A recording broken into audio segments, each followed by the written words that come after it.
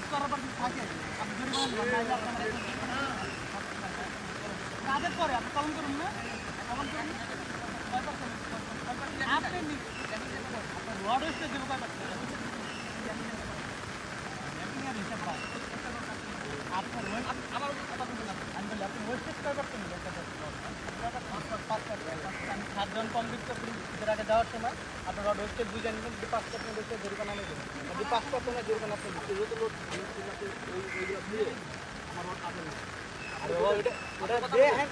আমার কথা যে এটা যে আমার মাপ আমার যেমন এর আগের বার ছাদে যে এতে করে রড